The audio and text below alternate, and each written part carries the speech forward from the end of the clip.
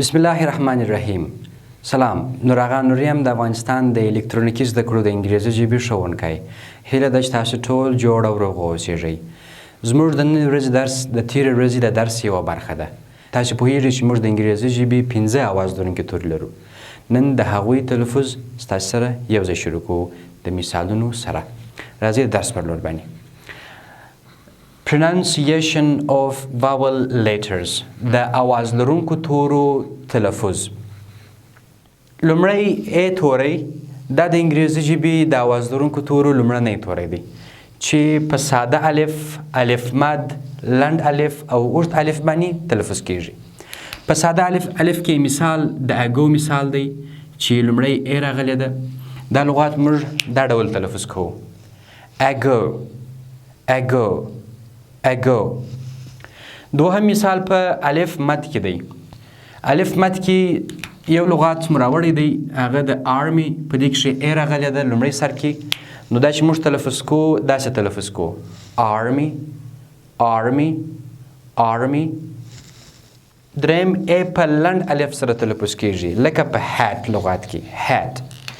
دا نور نه اوږدېږي، دلته چې ا راغلی ده لنډ ویل کیږي، لنډ تلفظ کیږي. مثال لکه هیټ، هیټ، هیټ. او څلورم مثال یې په دې کښې چې ا په اوږد الف باندې تلفظ کیږي، یعنی اواز یې د ا اوږدېږي لکه سټار لغات کې. په سټار کې ا دا په اوږد الف باندې تلفظ کیږي لکه مثال سټار، سټار، سټار. دوهم توری د انګریزي ژبې د الفبا څخه هغه د ای توری دی چې دا په نرمه یې یا بې ټکو یې او همدارنګه په څرګنده یې یا دوه ټکي څنګ پر څنګ لرونکو یې باندې تلفظ کیږي. مثال یې لکه ټن.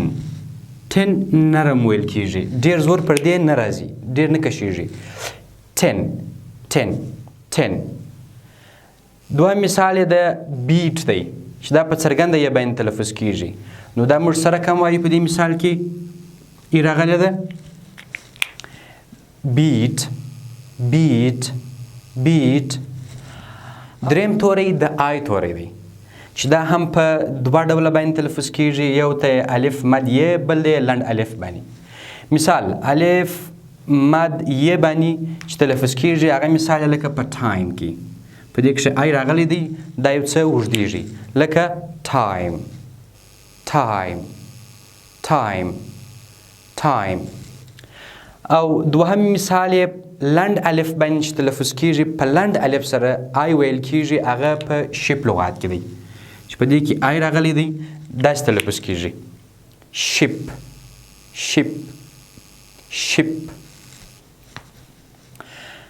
څلورم توری د او توری دی. دا توری په دوه ډوله باندې تلفظ کیږي.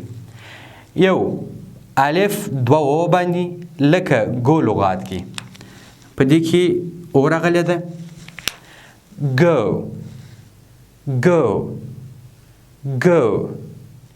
او دوهم مثال کې الف مد باندې چې یعنی اوږدېږي نه، په واو باندې نه ویل کیږي بلکې په الف مد باندې ویل کیږي لکه مثال فرونت. په دې کښې او راغلی ده، داسې وایو چې فرونت، فرونت، فرونت. پنځم توری مو د یو توری دی. دا توری هم په دوه ډوله باندې تلفظ کیږي. یو خپله په خپله یو باندې تلفظ کیږي، یو چې کوم خپل آواز لري په همدغه خپل آواز باندې تلفظ کیږي. مثال یې لکه یونیورسټي، یونیورسټي، یونیورسټي، یونیورسټي. او دوهم مثال یې په لنډ الف په شکل باندې ویل کیږي، یعنی په هر ځای کې هم خپله په یو باندې تلفظ کیږي، یعنی په هر ځای کې هم خپله نه اوږدېږي، یعنی په لنډ الف باندې ویل کیږي لکه مثال یې په ټرن لغات کې، دلته یو راغلی ده، داسې وایو ټرن، ټرن، ټرن. ډیره مننه دوستانو. هیله ده چې تاسې نن زموږ سره همدغه درس تر پایه پورې کتلی وي. هر کله چې تاسې په کلمو کې د آواز لرونکو تورو سره مخ کیږئ، همدغه اصول او قوانینو مطابق هغوی تلفظ کوئ. د تلفظ اصول یې ساده او لنډ وه. تاسې هیله ده چې دا راسره یاداشت کړئ او عملي یې کړئ تر څو د کلمو په ویلو کې کومه ستونزه ونه لرئ. ډېره مننه.